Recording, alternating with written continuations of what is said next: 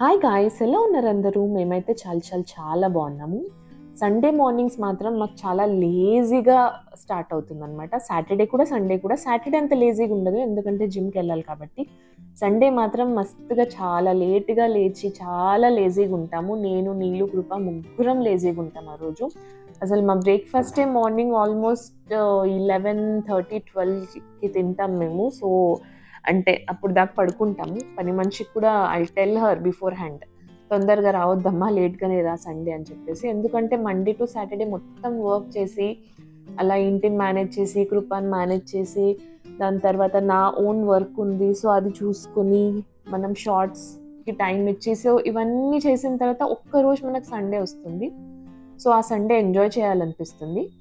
ఈ సండే మాత్రం నేను మా అత్తయ్య మా మావయ్యని ఇంటికి పిలిచానమాట. నేను పిజ్జా చేద్దాం అనుకున్నాను ఆ రోజు. యాక్చువల్లీ 2 to 3 వీక్స్ నుంచి అనుకుంటున్నాము ఇంటికి పిలుద్దామని. కానీ ఏదో ఒక వేరే ప్లాన్ వల్ల ఈ అత్తయ్య వాళ్ళని ఇంటికి పిలవడం అనేది క్యాన్సిల్ అవుతుంది లాస్ట్ 2-3 వీక్స్ నుంచి. సో ఈ వీక్ ఖచ్చితంగా ఎలాగైనా పిలవాలి అని చెప్పి మిగిలిన ప్లాన్స్ అన్నీ తర్వాత చూసుకుందామని చెప్పేసి ఫస్ట్ పిలిచాము.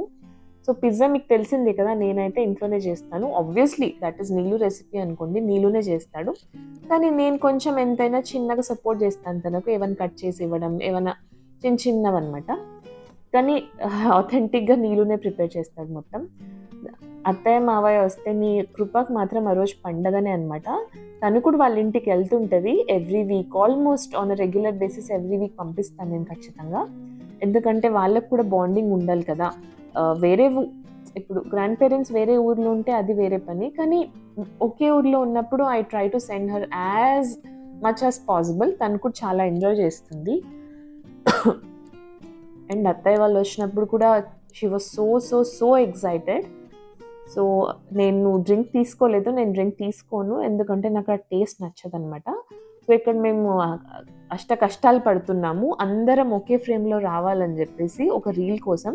కానీ అది రావట్లేదు. సో ఎట్ లాస్ట్ ట్రైపాడ్ తెచ్చి ఫిక్స్ చేయాల్సిన పరిస్థితి వచ్చింది. So so we hardly tried here. So ఆ రోజు మాత్రం చాలా మంచిగా అనిపించింది, ఎందుకంటే రోజంతా ఎట్లున్నా కూడా పర్లేదు, కానీ ఫ్యామిలీ మొత్తం ఒకేసారి కలిసి ఎంజాయ్ చేస్తే ఆ థ్రిల్లే వేరేలాగా ఉంటుంది. ఆ happiness that is next level అనమాట. సో అందుకని చెప్పేసి ఇక్కడ సో పిజ్జా అంటే కొంచెం లేటే అవుతుంది, ఎందుకంటే every pizza it will take around 20-25 minutes to get prepared. నేను పిజ్జా ఎప్పుడు చేసినా కూడా ఖచ్చితంగా పక్కింటి వాళ్ళకి ఇస్తానమాట. 2 పిల్లలు ఉన్నారు. So I just give to them ఒక 2 pizzas అక్కడ పంపిస్తాను. సో ఫస్ట్ వాళ్ళకి పంపించి నేను చేశాను అనమాట ఇంట్లో.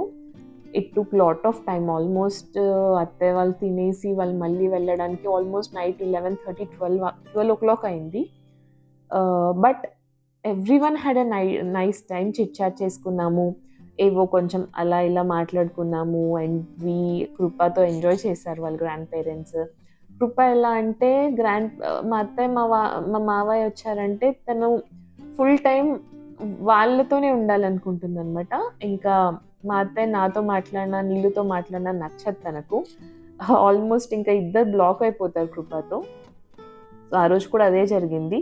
షీ వాజ్ నాట్ విల్లింగ్ అనమాట. మా అత్తయ్య నాతో మాట్లాడుతున్నా కూడా she felt so possessive and she was like, అంటే ఏదో ఒక ఇంటరప్షన్ ఇవ్వడం కానివ్వండి. ఇంకా చిన్నపిల్లలు తెలుసు కదా, grandparents love that is very different. అసలు grandparents and granddaughters కానివ్వండి, గ్రాండ్ చిల్డ్రన్ స్పెషలీ, వాళ్ళ బాండింగ్ వేరే లెవెల్లో ఉంటుంది, వాళ్ళ లవ్ వేరే లెవెల్లో ఉంటుంది.